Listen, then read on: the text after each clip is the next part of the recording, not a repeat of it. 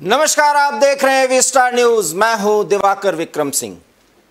चीन अब समझ चुका है कि उसे क्या करना है, खासकर अपने पड़ोसी भारत के साथ, क्योंकि साउथ चाइना सी में अमेरिका के बढ़ते दखल और उधर ताइवान की सेना के लोगों का चीन की सेना के सामने डटकर खड़े हो जाने की वो मुहिम अब शायद चीन ने समझ लिया है कि वो एक साथ कई दुश्मनों के खिलाफ लड़ाई नहीं लड़ सकता।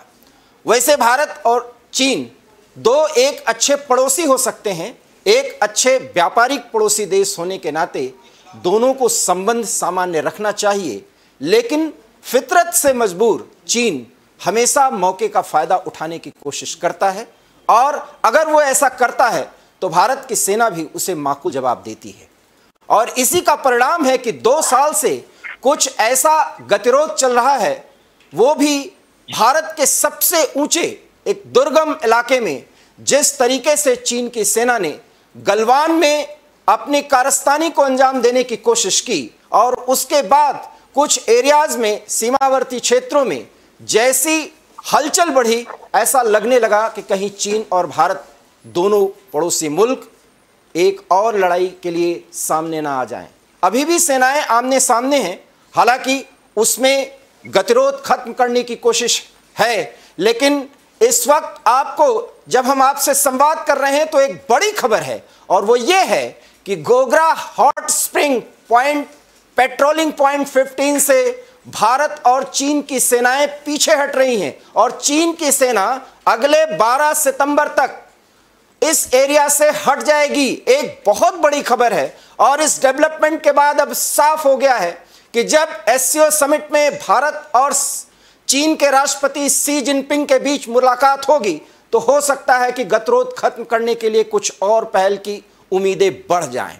हम ऐसा इसलिए कह रहे हैं क्योंकि चीन अब मानने लगा है कि भारत के साथ अगर वो ऊंची आवाज में बात करेगा तो मुश्किलें उसकी बढ़ेंगी, क्योंकि भारत की सेनाएं जो पूरी तरीके से रणनीतिक दृष्टिकोण से हर उस एक पेट्रोलिंग पॉइंट हो या रणनीतिक बिंदु हो, वहां पर चीन की सेना को माकूल जवाब देने के लिए तैयार हो चुकी हैं।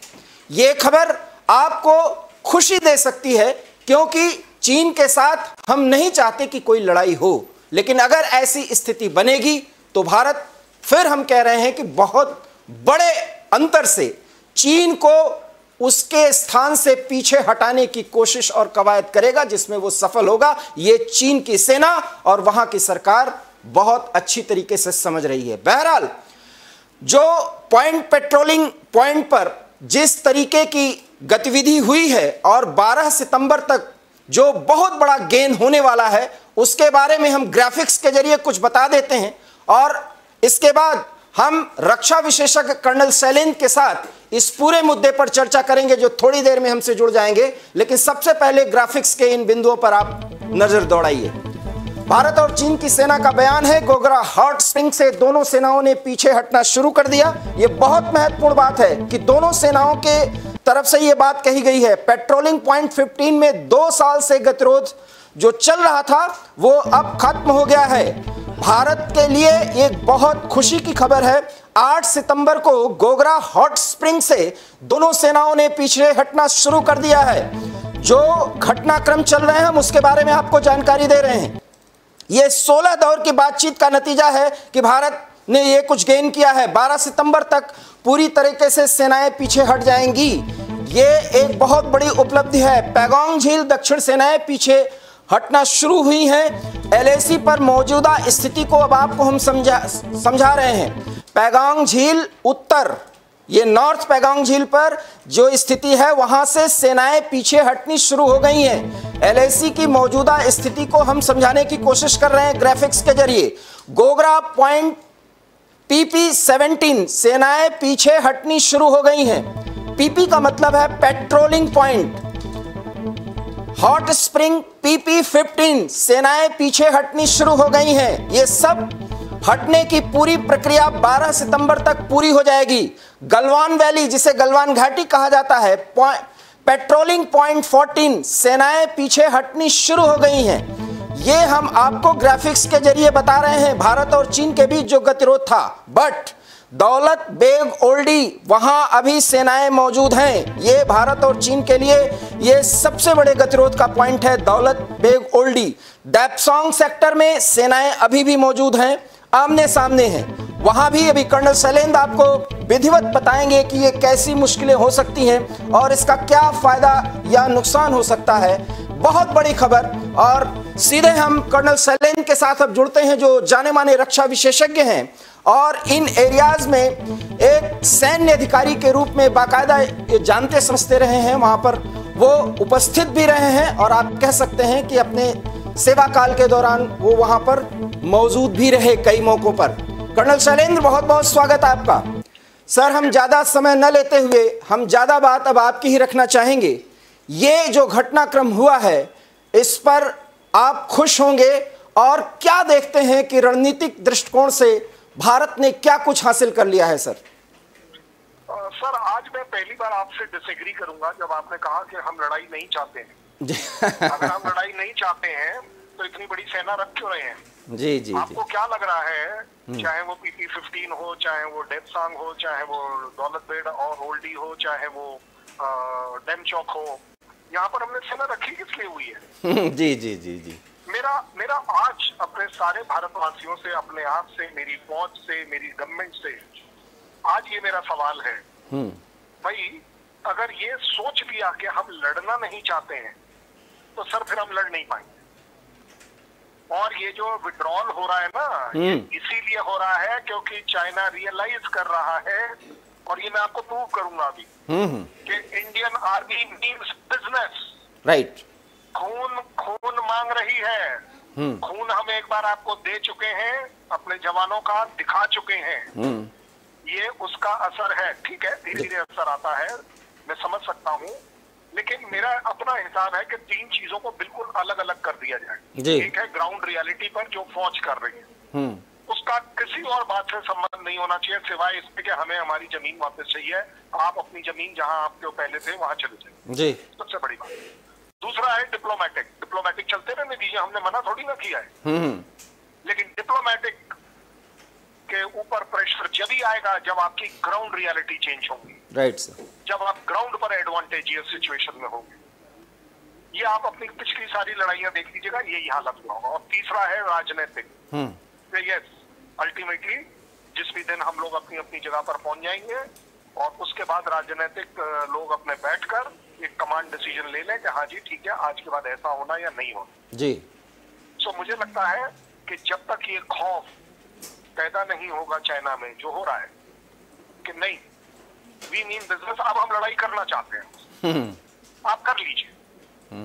आप अपनी एक वो भ्रम रखे हुए बैठे हुए हैं 1960 का, आप रखिए। एक बार मुझे भी प्रूव करने दीजिए कि 1960 और अब में कितना फर्क है, क्योंकि जो दिखेगा वही दिखेगा जी। समझ तो आएगा नहीं अदरवाइज। अब आ गई बात कि ये विड्रॉल क्यों हो रहा है। इसको समझने के लिए सबसे अच्छा तरीका है पिंगयांगसो में विड्रॉल क्यों हुआ, वहां से गाड़ी चलेगी। क्योंकि वहां पर आप कैलाश रेंज में ऊपर चढ़ गए, एडवांटेजियस पोजीशन के ऊपर, आप सिरिजाप में ऊपर चढ़ गए, एडवांटेजियस पोजीशन के ऊपर। चाइना का पूरा मॉल्डो गैरिजन आपको दिखने लगा, कंप्रोमाइज हो गया। कोई भी मूवमेंट है हम देख पा रहे हैं, नोट कर पा रहे हैं, और अगर जरूरत पड़ेगी तो हम उसे इन्फ्लुएंस कर पाएंगे। ये इन्फ्लुएंस जो है ना, ये बड़ा डिप्लोमेटिक सरल शब्द है, और इसका अगर कठोर शब्द मैं दे दूं तो जी। आपको मैं आपकी जमीन में हम पेशाब भी नहीं करने देंगे जी। हम इतना कुछ कर सकते हैं। सो चाइना ने इमीडिएटली रियलाइज किया कि भाई साहब ये बात बनेगी नहीं, ये फिंगर 4 छोड़िए, फिंगर 8 भी छोड़िए और पीछे आ जाइए। अदरवाइज जो फिंगर 4 छोड़ने को तैयार नहीं था वो फिंगर 8 से पीछे कैसे चला गया। This is called as pressure of ground reality जी। अब आ जाइए आप PP-15 के ऊपर, गोगरा हॉट स्प्रिंग के ऊपर। क्यों लग रहे हैं आपको 16 राउंड्स ऑफ टॉक कि आपको वापस जाना चाहिए? भाई आप तो एडमेंट थे, हम तो जाएंगे नहीं जी जी। मत जाइए। हम लोगों ने कुछ तो कार्रवाई ऐसी कर उन्हें दिखाया, जो उन्हें दिखा, प्रूव हुआ कि जो PP-15 से चाइना की तरफ उनकी जो मेंटेनेंस रोड है वो हम देख सकते हैं। हम उसे इन्फ्लुएंस कर सकते हैं और जरूरत पड़ने पर हम उसे काट सकते हैं, क्योंकि चाइना इस बात में कन्विंस्ड है कि जब मरने मारने की बात आएगी तो भाई साहब इंडियन आर्मी सोल्जर कभी पीछे नहीं हटेगा जी। अगर हम अपना बलिदान दे सकते हैं तो आपका बलिदान ले भी सकते हैं, ये बात क्लैरिटी के साथ। और चाइना प्रेशर में इसलिए भी है कि उनका सोल्जर वहां पर टिकने को राजी नहीं है जी। ये रिकॉर्ड पर है जी जी। मेरा सोल्जर वहां 2 साल रहता है, आपका सोल्जर हर 3 महीने बाद चेंज होता है। जी जी। मेरा सोल्जर एक चट्टानों की बनी हुई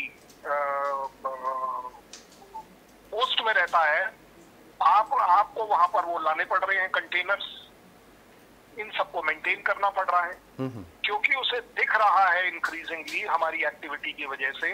क्योंकि देखिए मैं समझ सकता हूँ कि टीवी पर नहीं आएगा, न्यूज में नहीं आएगा, बट इंडियन आर्मी वहां पकौड़े और भजिया तलने के लिए नहीं बैठी है जी जी। काम कर रही है। और अगर भजिया तल भी रही है ना तो वो तेल गर्म है, वो धुआं दिख रहा है चाइना को, इसलिए ये विड्रॉल उनको एक्सेप्टेबल हुआ है। Yes 16 rounds I can understand. अगर आप एक गलती कर चुके हैं, अपने देश में क्या मुंह दिखाएंगे, दुनिया को क्या मुंह दिखाएंगे, भारत के सामने इतनी जल्दी घुटने कैसे टेक देंगे, तो इसलिए ये 16 राउंड लगते हैं। अगर आपको याद हो हमने बहुत पहले भी प्रोग्राम किया जी, ज्यादातर लोगों ने बोला कि अब नहीं होगा, और मैं अकेला आदमी आज भी बोलता हूँ जी ये होगा। सर आपने इतनी महत्वपूर्ण बात कही है, और चूंकि एक सैन्य विशेषज्ञ, सैन्य मामलों के जानकार हैं कर्नल शैलेंद्र, जो हमेशा रणनीतिक पॉइंट्स पर इस तरह की बात रखते हैं।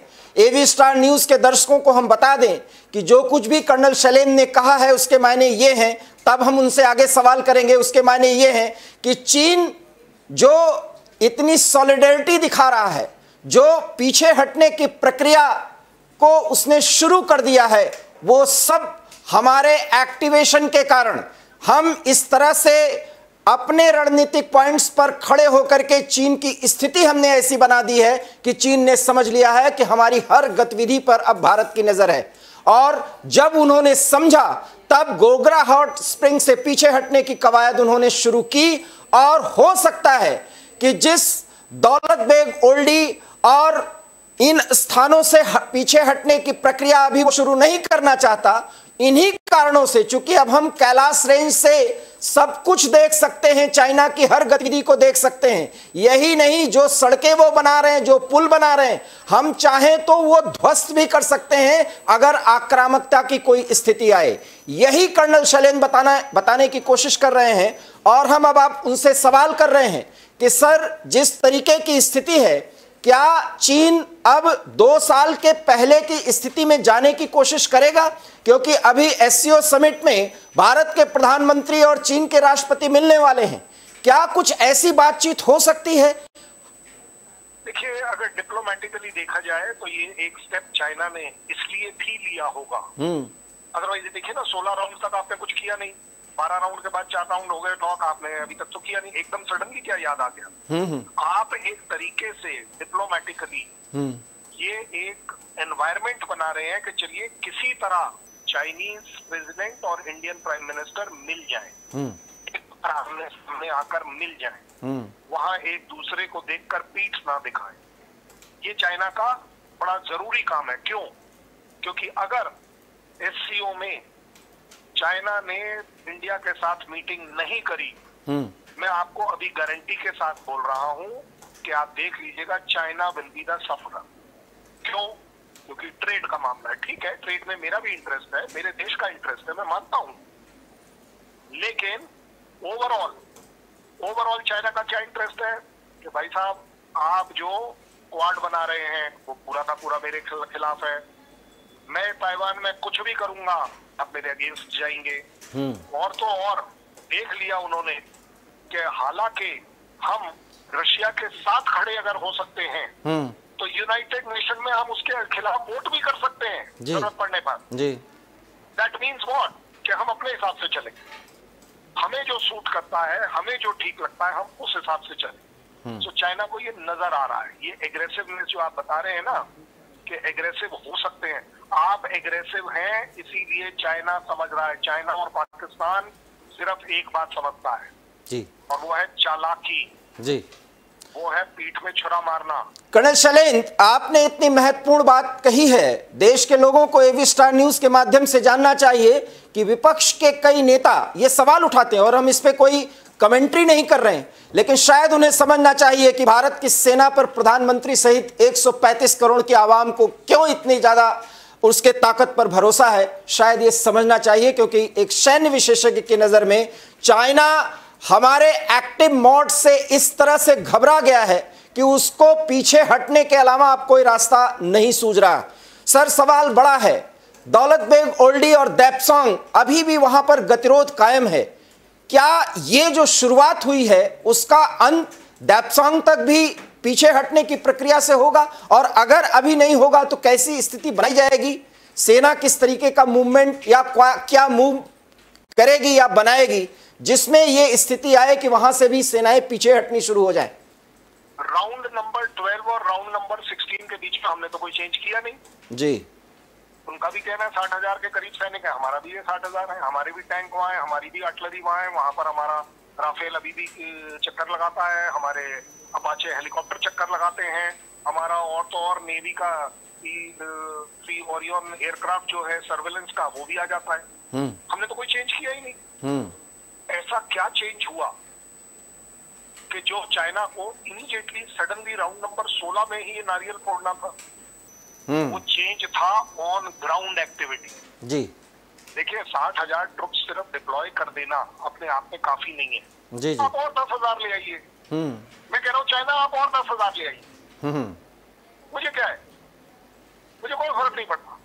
लेकिन चाइना को दिखा कि चाहे ये एक टुकड़ी भी अगर जो 15 पीपी पर है, 15 नंबर की पीपी पर अगर वो लेफ्ट राइट सेंटर घूम रही है, अंदर तक आ रही है, दाएं बाएं, देखिए हम डिनायल मोड में कुछ भी कह लें, लेकिन ये सारी चीजें ऑन ग्राउंड होती हैं, ये मैंने करी है। कहने के लिए ठीक होता है कि हाँ जी वहां से आगे जाना है, वो ग्रे लाइन क्रॉस करनी है, येलो लाइन क्रॉस करनी है, नहीं करनी है, ये करना है। लेकिन जनाब जो होता है वो होता है ऑन ग्राउंड। जो कमांडर है, जो सोल्जर है जी, कि भाई साहब उसने क्या किया होगा, ऐसा मेरा सोच है और बिल्कुल प्रैक्टिकल सोच है। इसमें कोई स्ट्रेटजी रॉकेट साइंस नहीं है जी। हम गए अपनी पेट्रोलिंग करने के लिए, पेट्रोलिंग में देखा कि अरे यार वहाँ एक रोड भी दिख रही है। जी, जी। तो आपकी क्यूरियोसिटी होती है चलो और देख लूं कहाँ तक दिख रही है। आप थोड़ा दाएं बाएं और आगे गए होंगे, थोड़ा आप ऊपर भी चढ़े होंगे। अब आपको दिखा के मेरे को तो पूरी रोड दिख रही है। जी, जी। और आप अकेले वो तो है ही माहिर इस चीज में। चाइनीज ने भी देखा होगा कि आप लोग कहाँ कहाँ तक पहुंच पा रहे हैं, और जहां आप पहुंच पा रहे हैं और जहां तक आप देख पा रहे हैं। जी, ये मेरा एज अ आर्टिलरी ऑफिसर, जिस चीज को आप देख सकते हैं आप उसे डिस्ट्रॉय कर सकते हैं। जी, ये काबिलियत आज की तारीख में हर फौज में। लेकिन प्रॉब्लम पीपी 15 पर ये हो गई कि चाइना मेरे अंदर नहीं देख पा रहा था, मैं देख पा रहा था। यही प्रॉब्लम मैंने आपको कैलाश रेंज की बताई, इसीलिए तब वो मान गया विड्रॉ करने के लिए, अदरवाइज वो कभी विड्रॉ नहीं करता। अब आगे बात जो आप देप्सांग और डीबीओ की बात कर रहे हैं, और मैं तो इवन डेमचोक को भी वो करूंगा। बिल्कुल डेमचोक, बिल्कुल। देखिए बड़ी सीधी बात है, चाइना को अपने देश में भी अपना मुंह दिखाना है। अभी उनके इलेक्शन आ रहे हैं, सो दे वुड लाइक कि एक ऐसा एनवायरनमेंट दिखाया जाए कि देखिए जी हम तो सब कुछ करना चाहते हैं, ये भारत ही नहीं करने देगा। जी, हम तो ट्रेड, अभी कल से 2-4 दिन बाद क्या हो जाएगा शुरू, मैं तो कह रहा हूँ 2-4 दिन बाद शुरू ये हो जाएगा कि देखो जी हम तो ट्रेड कर रहे थे, अब ये लोग कम कर रहे हैं, हम क्या करें। लॉस उनका भी है, मेरा तो है, मेरा है लॉस, मैं मानता हूँ जी, लेकिन साथ में लॉस उसका भी है। सो ये जो 3 और बाकी इलाके हैं, इसमें प्रॉब्लम मैं बड़ी स्ट्रेटेजिकली समझता हूँ, क्योंकि इलाका ज्यादा इन्वॉल्व है। जी जी जी, आपको 1-1.5 किलोमीटर नहीं जाना है जो आप आगे आ गए थे। आप अपनी जगहों से जो आप आगे आए हैं जी, वहां पर आपको सबसे बड़ी तकलीफ ये है कि अब आपको जहाँ 7-8 किलोमीटर और जाना है जी जी, तो इतनी आसानी से आप नहीं जाए, आप और नेगोशिएट करेंगे। और इस दौरान इंडिया भी, इंडियन आर्मी भी, एक डिफेंस फोर्सेस भी एक तरीका निकालेगी कि आपके ऊपर ऑटोमेटिकली प्रेशर आ जाए, और वो प्रेशर सिर्फ जब आएगा जब आप कुछ ना कुछ हरकत करेंगे। जी जी जी, वो सबसे बड़ी बात है। जी जी जी जी।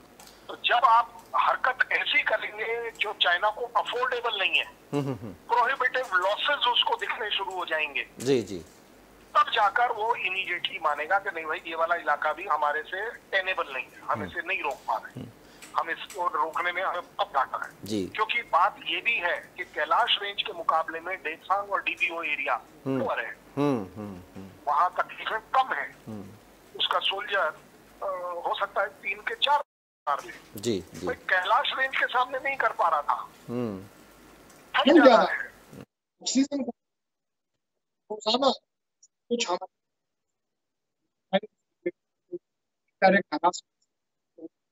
छोड़ना, इस वाले एरिया में अभी तक वो नहीं हो पाया। अच्छा,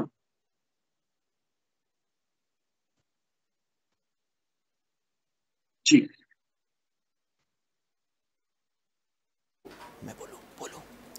तो इस तरीके से कर्नल शैलेंद्र ने बताया कि रणनीतिक दृष्टिकोण से भारत ने क्या मुश्किलें पैदा कर दी हैं चीन के लिए, और चीन की सारी चालाकी धरी की धरी रह गई। 16 दौर की बातचीत के बाद जो भारत ने प्राप्त किया है और जिस तरीके से चाइना को पीछे हटने पर मजबूर कर दिया है, यकीन मानिए आने वाले समय में अब चीन पीछे हटने की प्रक्रिया को आगे बढ़ाने के प्रति ज्यादा संजीदा होगा और बातचीत में और कई बड़े फैसले किए जा सकते हैं। ये बड़ी खबर है। कर्नल शैलेंद्र हमसे जुड़ गए हैं। सर, आखिरी सवाल, क्या ये बातचीत का दायरा बढ़ सकता है और 2 साल पहले की स्थिति में भारत और चीन की सेनाएं उन स्थानों पर जा सकती हैं जहां पर वो थीं, जहां पर गलवान प्रकरण से ये सारी परेशानियां शुरू हुई थी?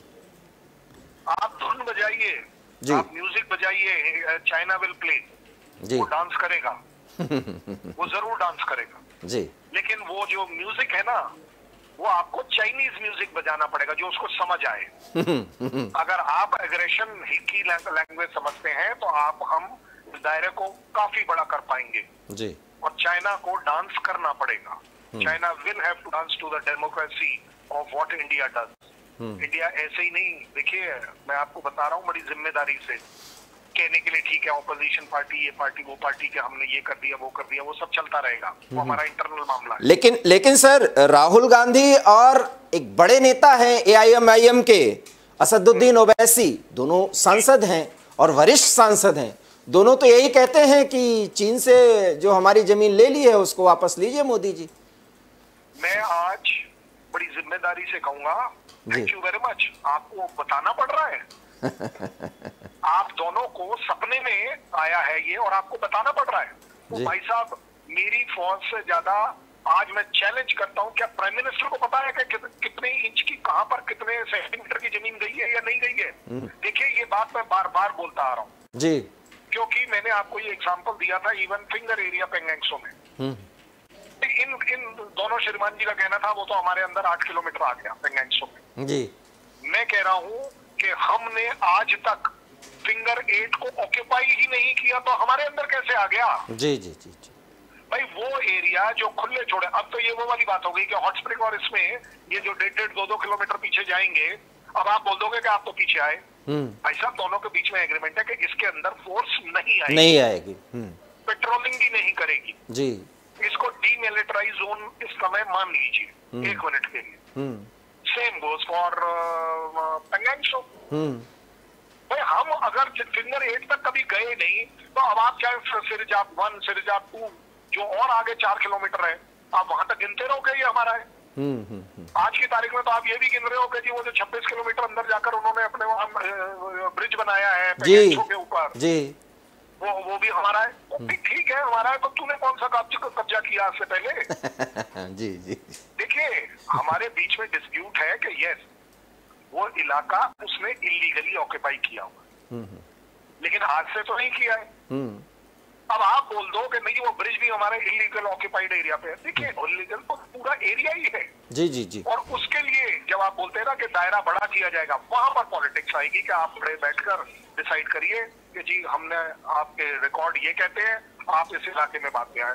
आप मुझे एक बात बता दीजिए, जापान के साथ झगड़ा है, कौन सी ऐसी हाईवे है जिसके ऊपर वो चीन जापान के, लेकिन वो बोलता है कि नहीं जी ये आइलैंड मेरा है, वो आइलैंड मेरा है। आप ताइवान के साथ झगड़ा कर रहे हैं, आप ताइवान के ऊपर से अपने रॉकेट चलाकर एक आइलैंड के पास गिरा रहे हैं, क्यों? देखिए, चीन का जो कंसेप्ट है वो अब हमें समझ आ गया। जी जी। चीन will work under aggressive pressure. जिस तरीके का प्रेशर वो क्रिएट करता है, अब उसे वापस मिल रहा है।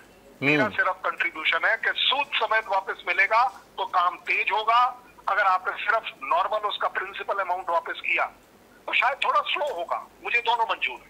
बहुत महत्वपूर्ण बात कही है कर्नल शैलेंद्र सर, और यहीं पर वो खत्म करने की जरूरत है कि सूद समेत दिया जाएगा। जिस चालाकी और जिस एग्रेशन को चीन की सेना ने दिखाने की कोशिश की, भारत ने 2 साल में चीन को बता दिया है कि जवाब कैसे दिया जाता है। शायद इस देश में जो लोग सवाल उठाते हैं उनको एक सैन्य विशेषज्ञ जो उस एरिया से बहुत अच्छी तरह वाकिफ है, उनके इन बातों को सुनकर शायद ये भरोसा करना पड़ेगा कि भारत ने 2 सालों में चीन को जवाब देकर के बता दिया है कि उसको उसकी भाषा में कैसे जवाब दिया जा रहा है, आगे दिया जाएगा। और यही वो कारण है कि अब चीन को सब कुछ समझ में आ गया है।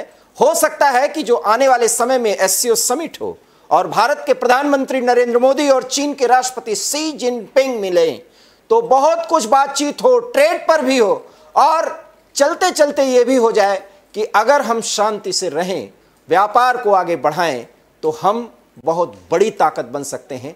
चीन को अब ये मान लेना होगा कि भारत 1962 वाला नहीं रह गया। अब भारत 2022 का भारत है जो विश्व गुरु बनने की राह पर आगे बढ़ चला है। शायद शैलेंद्र सर भी यही कहना चाहेंगे। सर, अंतिम वाक्य जो पूरे देश के लिए एक बड़ी सूचना हो और बहुत उसके लिए प्रेरक भी हो।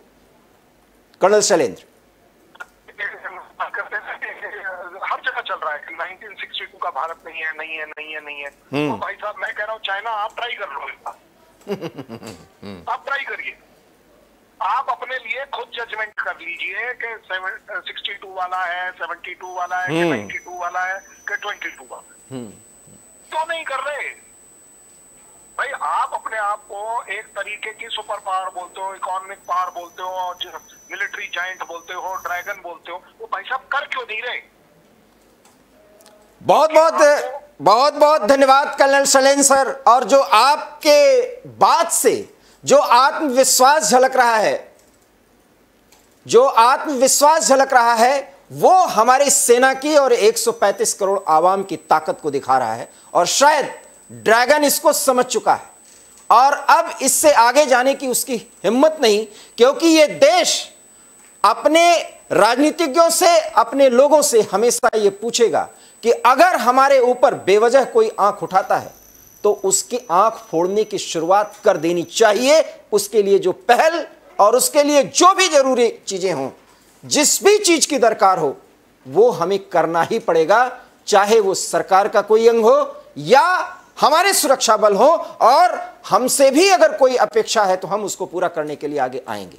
और इसलिए देश को भरोसा है कि चीन अभी तो सिर्फ गोगरा हॉट स्प्रिंग से पीछे हटा है, उसे भारत से दूर रहना ही होगा, गतिरोध को खत्म करना ही होगा, क्योंकि भारत अब अपने खिलाफ हो रहे किसी भी दुष्चक्र या षड्यंत्र को सहने की स्थिति में है ही नहीं, क्योंकि भारत आगे बढ़ चुका है, आगे जाएगा। ये हमारे देशवासियों का, हमारी सेना का, हमारी सरकार का पूरा भरोसा है। एवी स्टार न्यूज में इतना ही। देश और दुनिया की तमाम बड़ी खबरों के लिए आप देखते रहिए एवी स्टार न्यूज, क्योंकि यहां खबरों का सिलसिला कभी नहीं थमता। फिलहाल दीजिए इजाजत, नमस्कार।